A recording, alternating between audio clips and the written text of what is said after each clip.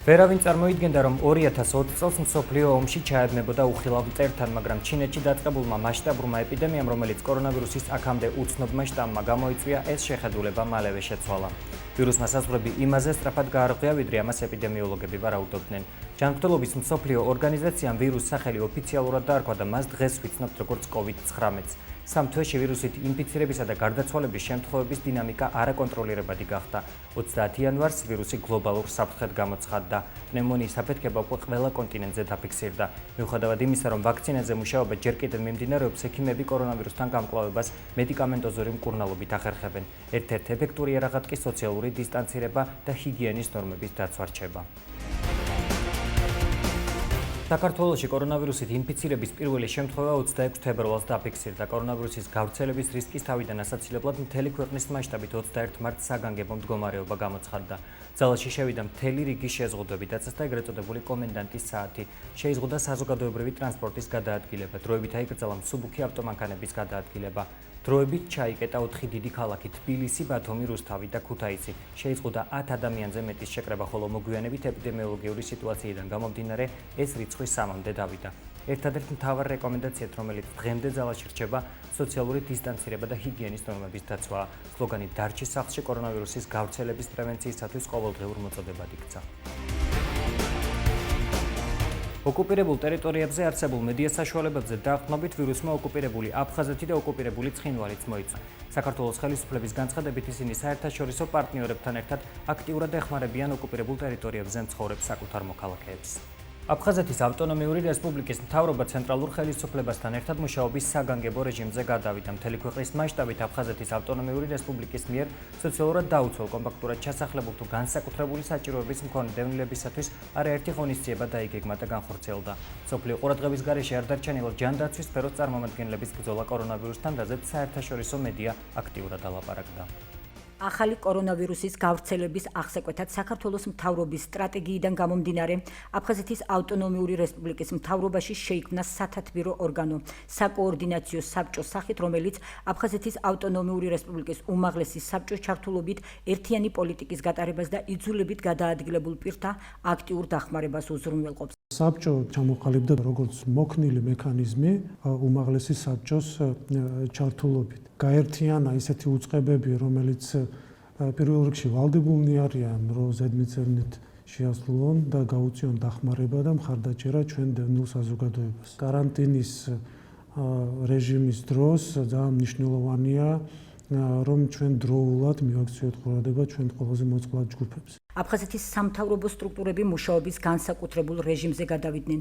ავტონომიური რესპუბლიკის მთავრობაში ცხელი ხაზი ამოქმედდა და შემოსული მრავალრიცხოვანი ინფორმაციის საფუძველზე დევნილი მოსახლეობისთვის არაერთი სოციალური პროექტი განხორციელდა. დახმარებას უწევდით ჩვენ დევნილ საზოგადოებას იმ ინფორმაციის გათვალისწინებით, რომელიც შემოგვდიოდა ცხელი ხაზის მეშვეობით. ჩვენი შესაძლებლობების ფარგლებში ვაკეთებდით ყველაფერს იმისათვის, რომ დროული და ადეკვატური დახმარება გაგვეცია ყველა იმ ბენეფიციარისთვის, ვინც გვიკავშირდებოდა ამ ცხელი ხაზის მეშვეობით. ავტონომიური რესპუბლიკის ჯანმრთელობისა და სოციალური დაცვის სამინისტრომ დევნილი ბენეფიციარების განცხადებების მიღება ონლაინ რეჟიმში გააგრძელა და შეუფერხებლად ახორციელებს მნიშვნელოვან სამედიცინო პროგრამებს დევნილებისთვის. აფხაზეთის ავტონომიური რესპუბლიკის საჯარო სკოლები კი აქტიურად არიან ჩართული დისტანციური სწავლების პროცესში. თბილისსა და საქართველოს რეგიონებში არსებულ დევნილთა მსხვილ კომპაქტურ ჩასახლებებში ადგილობრივი მუნიციპალიტეტები ჩართულობით ჩატარდა სადეზინფექციო სამუშაოები და დევნილებს გადაეცათ სადეზინფექციო დისპენსერები. აფხაზეთის ავტონომიური რესპუბლიკის მთავრობის მოხალისეები კი სოციალურად დაუცველი მარტოხელა მოხუცების დახმარების აქციაში ჩაერთნენ. აქცია თბილისის მერიის, საქართველოს წითელი ჯვრის ორგანიზებითა და უწყებათაშორისო საკოორდინაციო საბჭოს რეკომენდაციით მიმდინარეობს. აფხაზეთის ავტონომიური რესპუბლიკის მთავრობის წევრები და აფხაზეთის ავტონომიური რესპუბლიკის უმაღლესი საბჭოს დეპუტატები სამთავრობო სტრუქტურების თანამშრომლებთან ერთად მართველი პარტიის ინიციატივას შეუერთდნენ და სახელფასო ანაზღაურებიდან თანხის ნაწილი კორონავირუსთან ბრძოლის ფონდში ჩარიცხეს. ამის გარდა მინდა მოგახსენოთ, რომ ჩვენი სტრუქტურების ფარგლებში უმაღლეს საბჭოსთან ერთად მივიღეთ ესეთი პოლიტიკური გადაწყვეტილება და აი ამ პირობებში, ამ პანდემიის პირობებში ჩვენ მოვახდინეთ ჩვენი ბიუჯეტის გადახალისება $1 მილიონ-ზე მეტი მობილიზება და აკუმულირება კონკრეტულად იმ პროგრამებისთვის, რომლებიც იქნება მიზანმიმართულად განხორციელებული ჩვენი დევნილი საზოგადოებისთვის. ამ შემთხვევაში იქნება ეს ჩვენი დევნილი საზოგადოება, რომელიც კონტროლირებად ტერიტორიაზე ცხოვრობს, თუ ჩვენი საზოგადოება, რომელიც ოკუპირებულ ტერიტორიაზე. ცენტრალური ხელისუფლებისა და აფხაზეთის ავტონომიური რესპუბლიკის მთავრობისთვის სერიოზულ გამოწვევად და ერთ-ერთ პრიორიტეტად კვლავ რჩება ოკუპირებული ტერიტორიები და იქ მცხოვრებ მოსახლეობაზე ზრუნვა. დაწესდა აფხაზეთის პოლიკლინიკების მედპერსონალის მორიგეობა ენგურის ხიდზე.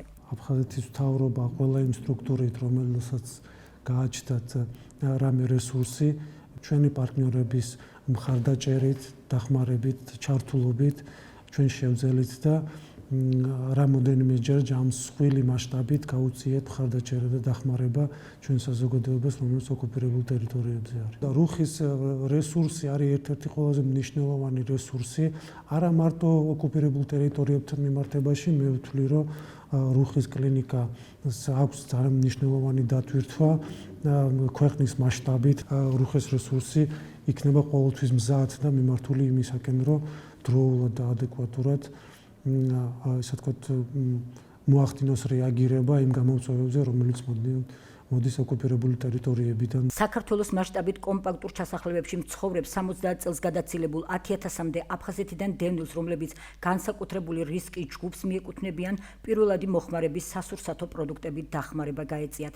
აფხაზეთის ავტონომიური რესპუბლიკის მთავრობის თავმჯდომარე რუსლან აბაშიძე და მთავრობის წევრები საქართველოს სხვადასხვა კუთხეში იმყოფებოდნენ. ძალიან მნიშვნელოვანია, რომ აი ამ პროცესში, ამ ინიციატივის განხორციელების ფარგლებში იყო ჩართული ყველა მუნიციპალიტეტი. იქიდან გამომდინარე, რომ ჩვენ ფოკუსირება გავაკეთეთ ბენეფიციარებზე, რომლებიც პირველ რიგში ცხოვრობენ კომპაქტურად დასახლებულ პუნქტებში. აფხაზეთის ავტონომიური რესპუბლიკის მთავრობის ხელმძღვანელი და მცხეთის მუნიციპალიტეტის მერი გიორგი კაპანაძე მცხეთაში მცხოვრებ დევნილ ბენეფიციარებს ესტუმრნენ. აფხაზეთის მთავრობა დაიგეგმა და ახორციელებს ამ არაჩვეულებრივ აქციას, რასაც ქვია საკვები პროდუქტების გადაცემა, რომელშიც აგერ მცხეთის მუნიციპალიტეტიც ვიღებთ მონაწილეობას მათთან ერთად და ძალიან დიდი მადლობა აფხაზეთის მთავრობას. პირველადი მოხმარების სასურსათო პროდუქტი გადაეცათ ასევე გორის მუნიციპალიტეტში კომპაქტურად ჩასახლებულ აფხაზეთიდან დევნილებს შიდა ქართლის რეგიონის სახელმწიფო რწმუნებულის გიორგი ხოჯევანიშვილის უშუალო მონაწილეობით. აფხაზეთის მთავრობის დახმარებით დევნილ ოჯახებს დავეხმარეთ. ჩვენი მთავრობა ყოველთვის მზად არის და მაქსიმალურს აკეთებს თითოეული ოჯახის დასახმარებლად. სასურსათო აქცია იმერეთის რეგიონში გაგრძელდა. მთავრობის ხელმძღვანელმა სახელმწიფო რწმუნებულის პირველ მოადგილე იოსებ ხახალეიშვილთან ერთად ქუთაისის დევნილთა კომპაქტურ ჩასახლებებში მცხოვრებ განსაკუთრებული რისკის ჯგუფში შემავალ ბენეფიციარებს სასურსათო პროდუქტები ადგილზე გადასცა. ვიმყოფებით ქუთაისში 4 ხელის ქუჩაზე არსებულ კომპაქტურ ჩასახლებაში და მთავრობის წარმომადგენლებთან ერთად დაღდობის დამდეგ დღესასწაულს ულოცავთ დევნილებს და ასევე იმერეთის მასშტაბით 1500-ზე მეტი ადამიანი მიიღებს აღნიშნულობას.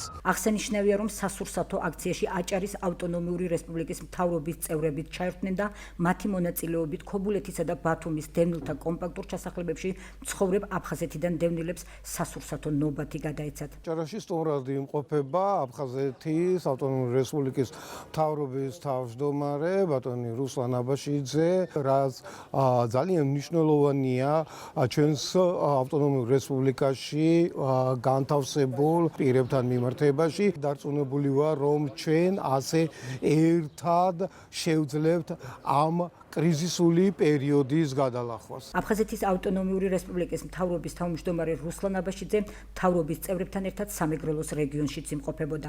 საკვები პროდუქტებით დარიგების პროცესში ადგილობრივი ხელისუფლების წარმომადგენლების მონაწილეობდნენ. აფხაზეთის მთავრობამ აქ ჩასახლებულ 70 წელს გადაცილებულ ადამიანებს მოუტანა სასურსათო პროდუქტი და ძალიან დიდი მადლობა მინდა გადავახადო აფხაზეთის მთავრობას აი ასეთი თანადგომისათვის. ზუგდიდის მუნიციპალიტეტის მასშტაბით დაახლოებით 1500-მდე ოჯახს მიუვა ეს ერთჯერადი დახმარება აფხაზეთის მთავრობისგან და ეს აქციები მათი მხრიდანაც პერმანენტულად გაგრძელდება. სასურსათო პროდუქტი დაურიგდა სოციალურად დაუცველ მრავალშვილიან ოჯახებს, დედმამით ობოლ ბავშვებს, ავტონომიური რესპუბლიკის მთავრობის თავმჯდომარე აფხაზეთის მკვიდრ ცნობილ ვეტერან ფეხბურთელს ვლადიმერ სიომა ბარქაიას ესტუმრა. აღდგომის დღესასწაულზე დევნილებს სააღდგომო ნობათები და აფხაზეთის ავტონომიური რესპუბლიკის მთავრობის სანერგე მეურნეობაში გამოყვანილი ბზის ნერგები დაურიგდათ. განსაკუთრებული ყურადღება მიექცა კორონავირუსის შემთხვევის დადასტურების გამო კარანტინის ზონაში მყოფ იძულებით გადაადგილებულ პირებს. მთავრობის თავმჯდომარე რუსლან აბაშიძე და მთავრობის წევრები იმყოფებოდნენ გლდანში მდებარე დევნილთა კომპაქტურ ჩასახლებაში, სადაც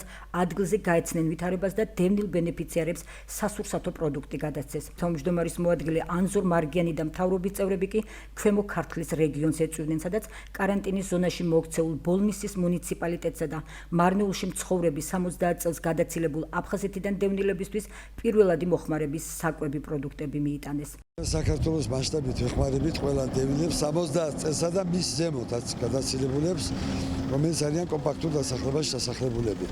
დიდი მადლობა მინდა უთხრა აფხაზეთის მთავრობას იმისთვის, რომ ყველა დევნილს ის ადამიანები, რომელიც დღეს ჩვენთან არიან და სხვა რეგიონებშიც ცხოვრობენ, ყველას ეხმარებიან და გვერდში უდგანან. პანდემიის პირობებში აფხაზეთის ავტონომიური რესპუბლიკის მთავრობის ძალისხმევით და თურქეთის თანამშრომლობისა და კოორდინაციის სააგენტო თიკას მხარდაჭერით დევნილებისთვის ორი მნიშვნელოვანი სოციალური პროექტი ამოქმედდა.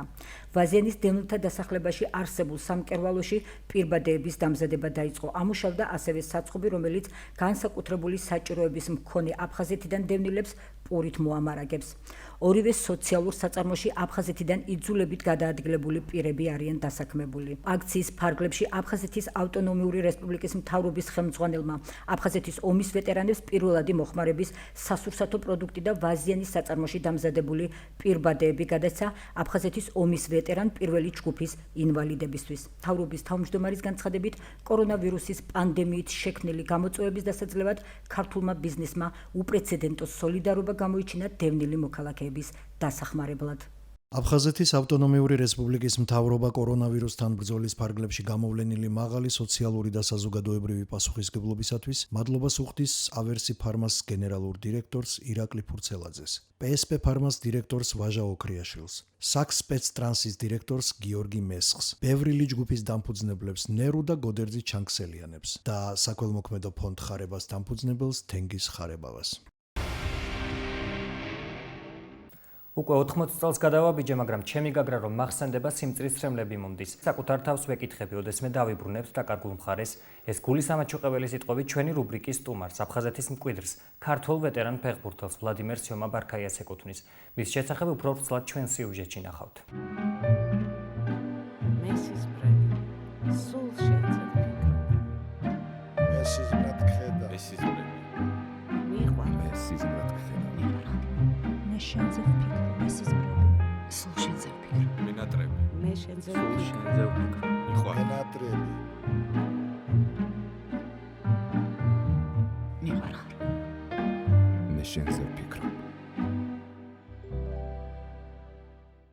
მაინც გაგრა ვასწავლინანია. ჩვენ ერთად ვიყავით, ერთად ჩვენ ძმები ვიყავით, ფეხბურთს თამაშობდით. აი თამაშის შემდეგ მივდიოდით გაგრაში. ვიბანავდით, სადაც 5, 6, 7 საათი იყო და მე გაგრამდი. იმავე დღეს ბრუნდებოდი უკან მეორე და სავარიში ხოდა. ვლადიმერ სიომა ბარქაიას ფეხბურთის გულშემატკივარი კარგად იცნობს. თავის დროზე ანდრო ჟორდანიას მიერ გაგრაში აღმოჩენილმა ნიჭიერმა ფეხბურთელმა, შემდგომ კი თბილისის დინამოს ყველა დროის ერთ-ერთმა საუკეთესო ცენტრფორვარდმა სპორტის გულშემატკივრებს შორის ფეხბურთის არისტოკრატის სახელი დაიმკვიდრა. სიომა ბარქაია უძველესი ტრადიციების მქონე ულამაზეს ზღვისპირა ქალაქ გაგრაში დაიბადა. მე თითქმის დავიბადე სტადიონზე, ჩემი რაქია ბაღი გადიოდა სტადიონზე. მე და ჟორა სიჩნავას ჰქონდა ეს ბაღები და გავდიოდით ვიტაბის სტადიონზე. იქ დავიბადე. 5 წლის, 7 წლის ხათი ჩვენ თამაშობდით ფეხბურთს, გავხრივ ჩვენი ატამანი იყო, თორემ ნინა ასტაბაშვილი, ნინო ასტაბაშვილი, რომელმაც ხალი იყო და ძალიან მაგრად თამაშობდა, იცი და ხოლმე მე მივიღო თავის გუნდში უკვე მივიღე ეს დავერე რო იტყვენ და ნინა თავის გუნდში დამაყენდა. მე იქიდან დავით ყოველდღე თამაშობ დილა და სამოსი, თანაც მე ზღვა იყო. ომიანობის პერიოდში საერთოდ კაციშვილი არ იყო ზღვა, ჩვენ დავდიოდით. ხო და იქიდან დაიწყო ყოველ დღე თამაშობდით ფეხბურთს, პატარა ფეხბურთი, ტენისის, არა ტენისის ბურთი სიმდიდრე იყო, მაშინ იყო ხო იცით, რაღაცნაირი ბურთები, პატარა ბურთები. მე ჩამოვიდა მოსკოვის დინამო 1956 წელს, როცა ინგლისში წავიდნენ ტურნირში და იქ 17 მივიდით რაღაც მოიგეს თამაშები და ყოველ წელიწად ჩვენთან ვარჯიშობდა მოსკოვის დინამო. იქიდან მე რაღაცა ვისწავლეთ მე. გასული საუკუნის 50-იან 60-იანი წლების გამორჩეული ფეხბურთელი, ოქროს მატჩის მონაწილე და საბჭოთა კავშირის 1964 წლის ჩემპიონი, სპორტის ოსტატი, ორგზის ბრინჯაოს პრიზიორი, სპორტის რაინდი, ღირსების ორდენის კავალერი, ეს არასრული ჩამონათვალია იმ მიღწევებისა, რაც სიომა ბარქაიას ეკუთვნის. ამ ტიტულების მიღმა კი ვეტერანი ფეხბურთელის რთული და საინტერესო ცხოვრება, ბედნიერი წუთები, დევნილობის მძიმე წლები და წარმატების მისაღწევად დაძლეული სიძნელეებია. 20 წლის ასაკში სიომა ბარქაია დინამო თბილისის ძირითად შემადგენლობაში აიყვანეს. გაგრის გუნდში ვთამაშობდი, პირველობა იღეთ აფხაზეთში, მე FSM-ში ვთამიყვანა ანდროი ზორდანია ლენინგრადში. იქიდან დამტოვეს და მე ჩამოვიყურე თბილისში, ბობა მარღანი იყო მეკარი ძალიან გათხოვილი. მიმიყვანა გავეზვანს და დამაყენდა მე ძირითადში რომ ესე იგი ბობა მარღანია, ბობა ელოშვილი, ნიაზჯაშო, ხოჭოლავა, მასაღობირიძე, ვაი, ალოშა კოტრიკაძე, აი ხაზაურკალო ავტადინჩკოასელი, ეს და დამაყენე რომ გამოაცხადეს ბარქაია, ხალხი გაგიჟდა, ვინ არის პატარა ბარქაია და რომ დავიწყეთ ბურთით შევაგდე.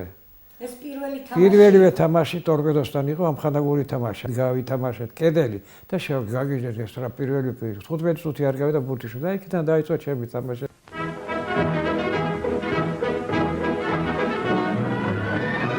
Последний раз в спортивном сезоне этого года დინამო თბილისის რიგებში სიომა ბარქაიას ყველაზე მეტად 2 მატჩი დაამახსოვრდა. мяч получает Баркая номер 8 и сильнейшим ударом сравнивает счет. 1960 წელს მოსკოვის ტორპედოსთან საბჭოთა კავშირის თასზე საფინალო შეხვედრა, რომელიც 3-4 როგორც ვეტერანი ფეხბურთელი ამბობს, მსაჯებმა წააგებინეს. Неожиданный удар. Гол! შენ არ იყო ეგეთი ამბავი საბჭოთა კავშირის ძალიან ქუხთა მაგრად იყო და არ მოგწეს რომ წაგვარცეს. უნდა ყოფილიყო სხვა მსაჯი დანიშნეს საპოვეცკი და ბარშების 4-3 წავაგეთ. ჩვენ ყოველ თამაშს თამაშობდით 14 კაცის წინააღმდეგ, რა 3+ მოთამაშე მსაჯები. ყველა მსაჯი გინ თბილისში ისე ტექნიკურად საჯოს ვერ გვახჩავდნენ ყოველთვის. კრასნოიარში ვარ, კრასნოიარ თასზეა თამაშდა კრასნოიარის გუნდი, სადაც ბეჭა კლასია და დავალება მოსკოვიდან მისცეს ხოდინი მახსოვს მსაჯი ჩამოვიდა და ვეუბნია ბიჭო, ბურთში ვაგდეთ წართვით, რა შესაძლოა? მე дали задание, что вы проиграли здесь. მეორე მატჩი 1964 წელი ტაშკენტი, ოქროს მატჩად ცნობილი შეხვედრა, როცა თბილისის დინამომ 4-1 მოსკოვის ტორპედო ღირსეულად დაამარცხა და პირველად ქართული ფეხბურთის ისტორიაში საბჭოთა კავშირის ჩემპიონი გახდა.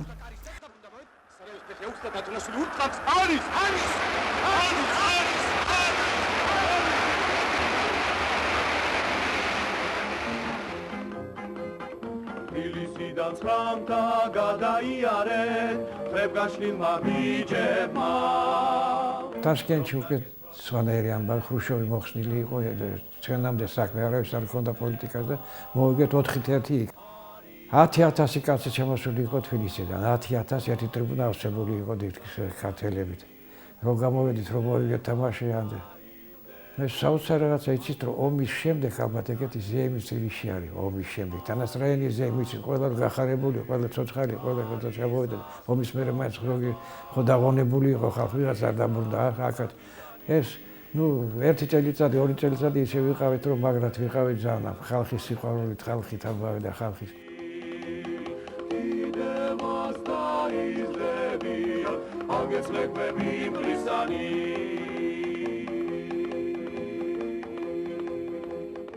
ვეტერანი ფეხბურთელი საბჭოთა კავშირის შემადგენლობაში ჩატარებულ შეხვედრებს იხსენებს.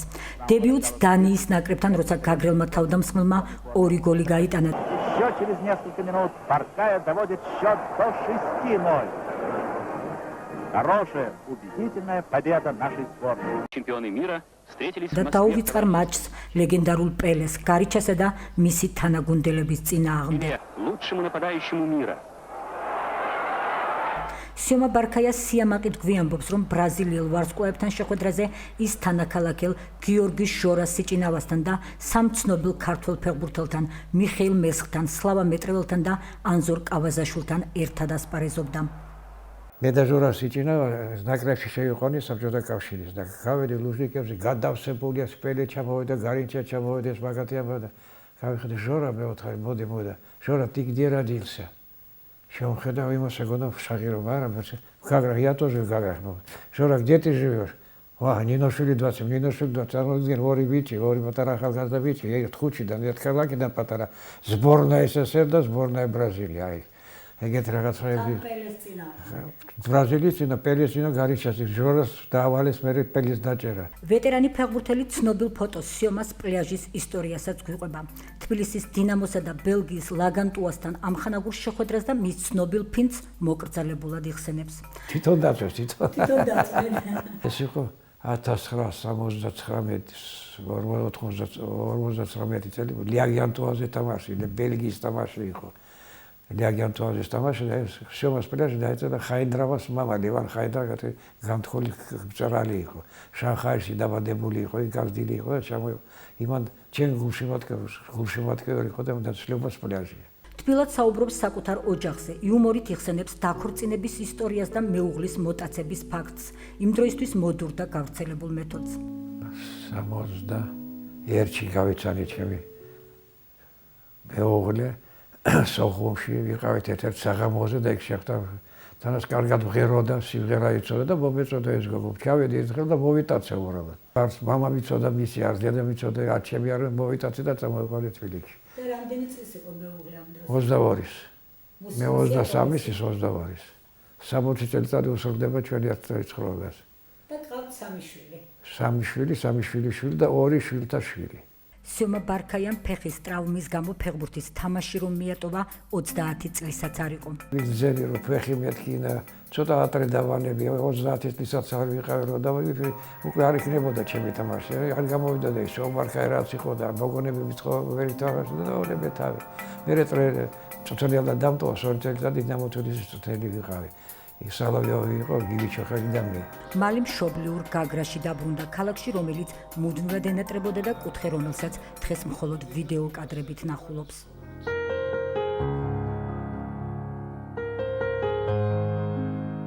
კოლონადიდან გაგრიდან აჩვენეს გაგრა. 1-40 წუთი ვიდეოდეს პატარა სიომკები. და დავინახე კაცი შვილი არ იყო პარკში, ან რაც გააკეთეს, წრიალად შავი ზღვა ჩვენი. გაგრის შემდგე რომ მივედით, ამური დგას და ის რას, დეტირილი დავეწყე კაცი. გაგრაში. ყველა ბუჩკი რო ვიცი, ან სად არის.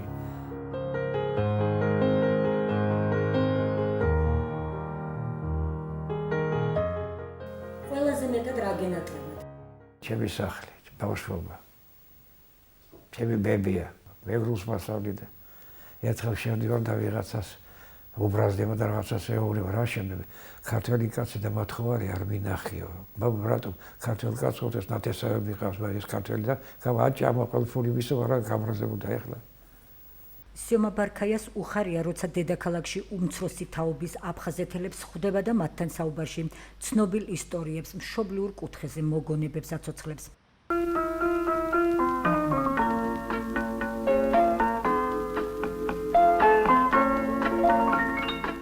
გაგრილი ვეტერანი ფეხბურთელი იმედოვნებს, რომ აფხაზეთში ერთობლივი თანაცხოვრება ისევ გაგრძელდება. ენატრება ძველებური ურთიერთობები, კოლეგები და მეგობრები, რომლებიც მოკითხვებს დღემდე უთვლიან. ვიყოთ მეგობრულად, რომ ძველად ვიყავით, სანამ ეს რაღაცა ჯანდაბადა ომი არ შეგვირო. ჩვენ იმიტომ რომ აფხაზები უჩვენოთ ვერძნები, ჩამოდიან აქ, მიდიან აქ, ჩვენ ხდებოდით აქ აფხაზებს, რაღაცა ურთიერთობა გვაქვს. დღეს გაქვთ ვინმესთან ურთიერთობა, იქ მცხოვრებ აფხაზეთში. კი ჟორო ჩამოდის, მიგზავნიან მადლობას, მოკითხვებს იქიდან აქედან. ბევრი ერთი ვის არის. ეხლა არ მინდა დიდი სახანის ამბავია და ყოველთვის მიგზავნიან მოკითხვას და ჩვენი ძმაკაცი ერთი 10 ძმაკაცი დაგჭა გაგრაში, ვინც ხო ჟოროსთან მეგობრობენ. ჟორა დადის თავისუფლად გაგრაში. მაგრამ ვენატრებით, მაგრამ უკვე არ შობოდა. ძაზნელი ამბავია, თითქოს იმდენი წელიწადი გავიდა რომ მე მაქსიმედი, იმედი ხო ბოლოს ხდება. მაქსიმედი რომ მაინც რაღაცა იქნება კეთილი ლაბაზია, იმ აფხაზებთან რომელსაც უყვარდათ. და ახალი თაობა არც ვიცნობს, იცით ეგ არის. მესის ბრები. სულ შეეცადე. მესის ბრად ხედა. მესის ბრები. მიყვარს. მესის ბრად ხედა. მე შენზე ვფიქრობ, მესის ბრები. სულ შენზე ვფიქრობ. მენატრები. მე შენზე ვფიქრობ. მიყვარს. მენატრები.